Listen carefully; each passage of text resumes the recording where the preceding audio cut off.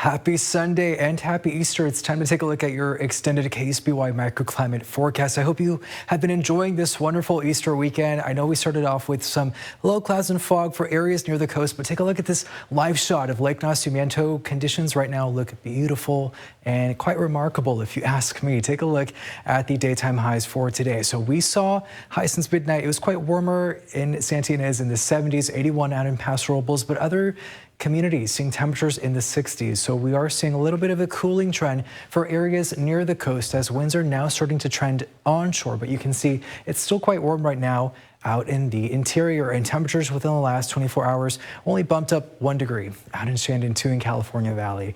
And you can see the dew points right now. We are seeing a little bit of humidity out in the interior areas of the central coast. So regionally, again, winds are starting to trend onshore. So we saw patches of high clouds moving through the area, but we are expecting to see upper level troughing from the north repositioning itself westward. So with that, it's going to foster an increase in low clouds and fog for the night through morning hours right here on the central coast, especially for areas closer to the coast. But we're expecting to see this front moving through the region and some cloudy conditions for areas in Southern California. But we're expecting to see clear conditions for most of the region by the afternoon on Monday. So again, we saw patches of high clouds moving through the area. The marine layer is still quite present at this time, but visibility is actually quite nice right now.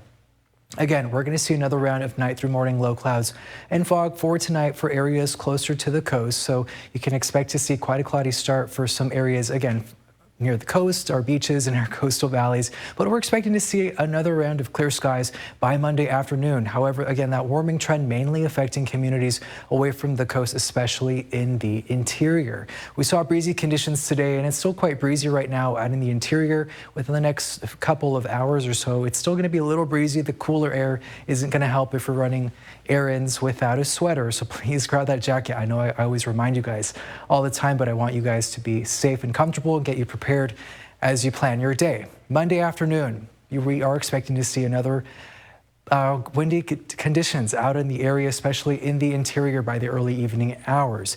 Take a look at the daytime highs. Again, it's going to be quite warmer out in the interior in the 70s and 80s compared to areas closer to the coast. And again, winds are trending onshore now, and we are going to see cooler conditions for our beach communities and coastal valleys. If you're heading out to the Santa Ynez Valley, it's going to be warm in the mid 70s, 63 in Carpinteria. Take a look at your 7-day forecast. Again, warming trend continuing through Monday. We're going to see so warming trend continues Monday, cooling trend kicks off on Tuesday. My apologies.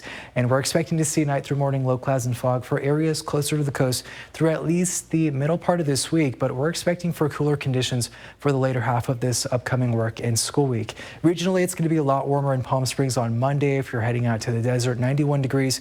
Central California in the 80s, 8 to 14-day temperature outlook shows some warm conditions on the way, but we are expecting to see some rain for the Pacific Northwest and in Northern California for the end of this month.